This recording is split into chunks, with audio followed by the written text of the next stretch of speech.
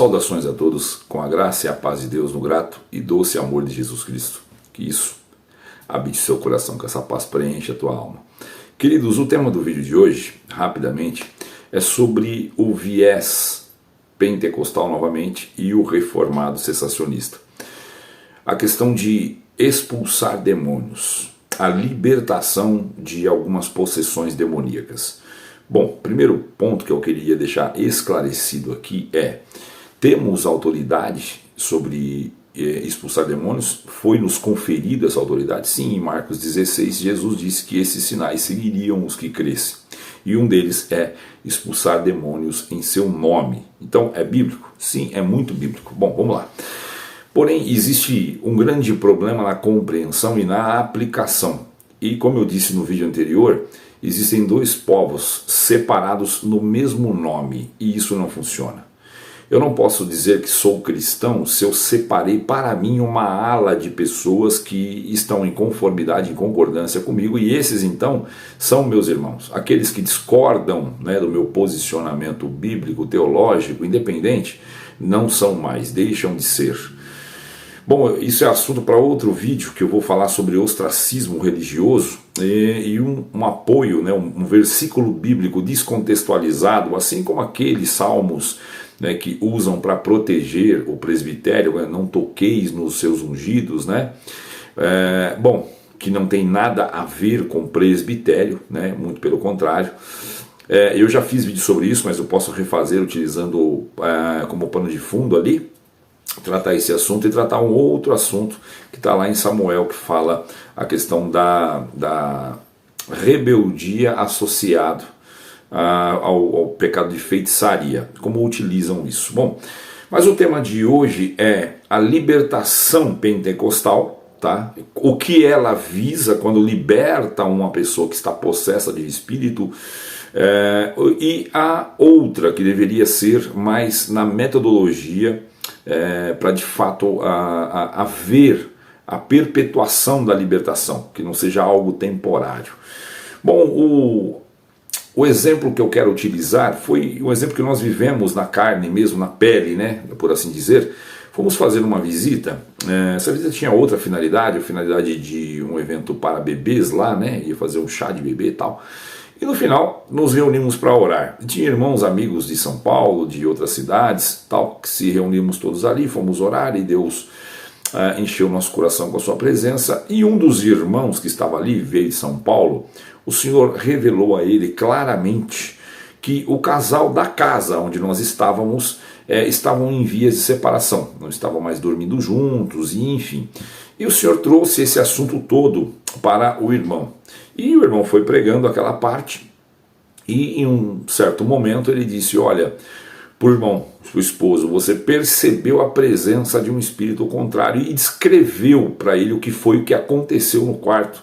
E o irmão se sentiu muito impactado, porque tudo aquilo era verdade, ele tinha realmente vivido aquela experiência no quarto, da forma que foi relatado pelo irmão, que Deus usava naquele momento. E ao término daquela parte, o irmão, tomado por Deus, falou: tem um espírito aqui que está de fato forçando essa situação, para o divórcio acontecer, e eles estavam mesmo em vias de separação.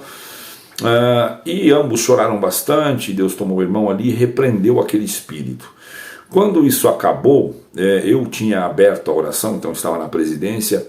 Eu, em uma comunhão, falei: Senhor, é muito bonito o que foi feito, é isso, podemos já encerrar? Tem mais alguma coisa que o Senhor iria fazer hoje? Me dá a direção correta. O Senhor me visitou e me fez claro entender o seguinte. Primeiro foi dessa forma, depois vou explicar de outra para vocês entenderem. Que quando alguém está passando necessidade financeira, uma família está passando fome, se você leva lá uma cesta básica para essa família, o Senhor me pergunta: você tirou ele da dificuldade financeira? Não, por obviedade não. A cesta básica pode durar ali uns 15 dias, se a família for pequena, um pouco mais. E a pessoa volta a viver a realidade em que ela está inserida. Então, o que seria de fato a ajuda real para essa família? Ensiná-los, guiá-los pela mão, até que eles possam se sustentar. O famoso: não entregue o peixe apenas, mas ensine a pescar. Não é não entregue o peixe, a pessoa está com fome, você tem que dar o peixe para a pessoa comer. É bíblico, está lá em Tiago 3.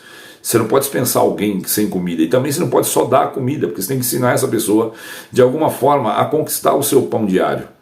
E isso sim é uma ajuda, porque aí a pessoa sai daquele limbo, né? Sai daquela situação complicada e começa a viver então pelos recursos próprios que ela vai conquistar. Então, qual seria a metodologia ali? O espírito contrário foi mandado embora? Sim, pela autoridade conferida biblicamente ao irmão que estava naquela oração. Porém, o problema ainda continuava, por quê? Porque a porta estava aberta.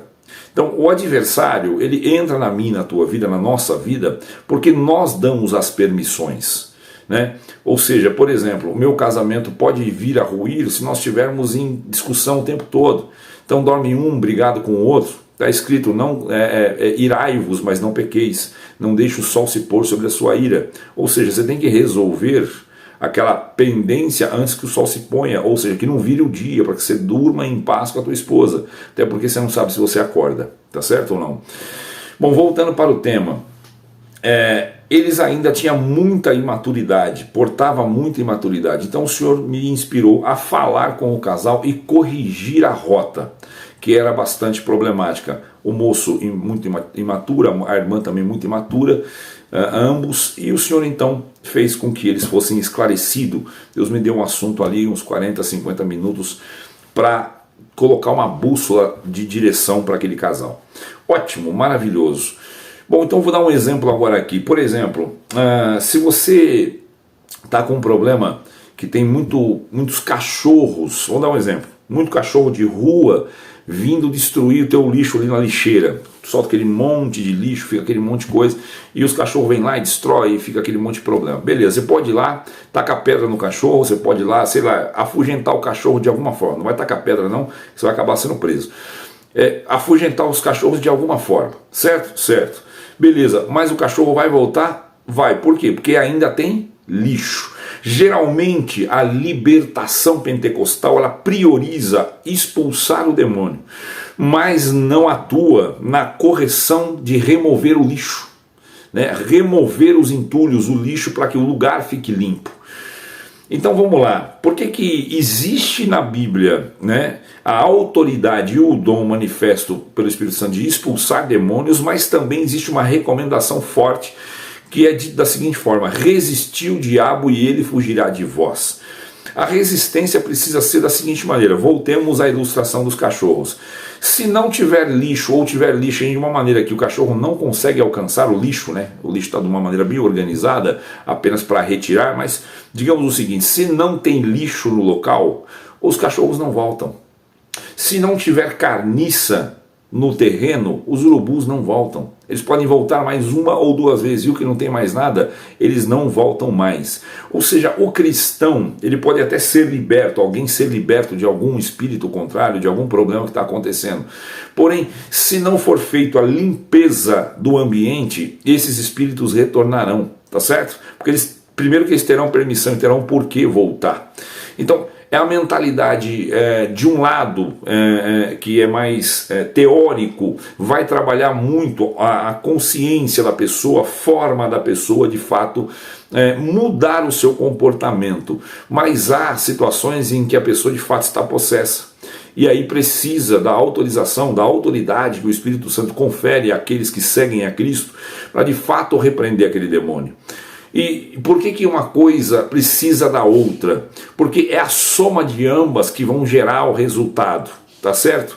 Porém, uma isolada da outra provavelmente não vai dar certo. Então precisamos que as duas coisas andem de mãos dadas. Então o vídeo de hoje seria: é mais importante ler as Escrituras ou orar e buscar a espiritualidade e o sobrenatural?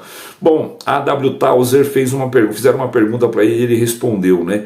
Perguntaram para ele se era mais importante para o crente orar ou ler a Bíblia, e ele perguntou de volta: o que é mais importante para um pássaro, a asa da esquerda ou a asa da direita? Ou seja, o pássaro não voa se for voar apenas com uma asa. Então que nós temos primeiro crentes que são tribalistas, né? Que tem facções. Eu sou da igreja reformada, o outro é da pentecostal, o outro é da NEL. Eu creio na manifestação do Espírito Santo pelos dons sobrenaturais, né? Eu não creio mais porque isso cessou, não tem mais usabilidade na igreja atual. Bom, beleza, independente de você querer manter a tua posição, a tua crença, né, a forma que você acredita, o que é que te afasta da comunhão com os teus irmãos? Porque qual era o problema do primeiro culto do mundo? Era o problema entre irmãos, Caim e Abel. Tá, vamos para o filho pródigo. Qual era o problema, né, daquela casa? Era os irmãos. Um suportou o outro, a volta do outro, tá certo? Vamos para 1 Coríntios 11, a Santa Ceia. Qual era o grande problema que Paulo estava tratando ali? O problema entre os irmãos. Vamos para Tiago 3, que ele fala que a fé sem obras é morta em si mesma. Qual era o problema da morte da fé? É o relacionamento entre irmãos. O culto propõe que haja uma unidade. Culto não necessariamente precisa acontecer em um ambiente que você considere templo ou igreja. Culto é racional e culto também é individual. Pode acontecer no coletivo? Pode. Mas qual é a essência, o princípio do culto? A comunhão do corpo. Tá certo? O corpo pode pensar diferente? Infelizmente vai pensar. E isso é inevitável. Paulo pensava diferente de Pedro. E assim sucessivamente, e ambos eram oriundos quase que da mesma fonte ali, do mesmo fonte que eu digo, fonte do tempo, né? Quase que andaram junto com a mesma pessoa. Diferença é que Paulo andou com Cristo depois de Damasco no deserto, né? Ficou no deserto e aprendeu diretamente da fonte. Mas o que eu quero dizer é, eles foram contemporâneos na pregação do Evangelho, que era o projeto inicial ali, né? E já divergiam fortemente do evangelho da circuncisão e da incircuncisão, tá certo ou não? Ou seja, divergir pode, mas é no campo das ideias. Amar é mandamento. Agora, se o meu coração passa a odiar um irmão ou um meio, uma comunidade, porque de fato eles estão contrários àquilo que eu acredito, e as opiniões e as ideias estão infiltrando ou estão me transformando numa pessoa que odeia a outra, que não quer fazer parte daquele meio ou que não quer estar junto, que eu não consigo ter comunhão porque as ideias divergem, então é exatamente esse o plano do diabo, fazer com que nós estejamos em lados opostos um do outro. Então vamos lá, voltando para o tema, seria a correção correta para que de fato eu seja ou alguém seja liberto se houver a necessidade da repreensão pelo Espírito, que nós possamos ter essa autoridade que nos é conferida pelo Espírito Santo através de Cristo. É bíblico, ok? Ok. Porém, isso sozinho vai resolver? Não. Por isso, a admoestação, a correção, o esclarecimento, para que a pessoa por si mesma consiga limpar-se, né? Ou pelo menos tirar o lixo que permite o diabo voltar, ok? Pode ser num casamento, num relacionamento entre filhos. Eu trato hoje, sou terapeuta de casais, famílias, parental, também profissionais da área de liderança. Eu trabalho com isso hoje com a ajuda de Deus, é o meu trabalho profissional, é isso que coloca o pão na mesa da minha casa. E eu tenho visto, não é pouco não, são muitas situações que a pessoa tenta de alguma forma organizar, mas tem que trabalhar a raiz, né, da causa, e não apenas tratar o sintoma. Por exemplo, a pessoa entra no meu consultório, entra no meu escritório, e com a crise de ansiedade alta, eu consigo baixar essa crise dele em coisa de 3 minutos ali, 2 minutos e meio a 3 minutos. Esse é o meu trabalho, tá? Isso não tem a ver com o ponto de vista teológico ou qualquer outra coisa. É o meu trabalho, é o que Deus me preparou. Certo? Certo. Só que assim que eu tiro a ansiedade da pessoa, eu só tratei a causa. Só tratei o sintoma.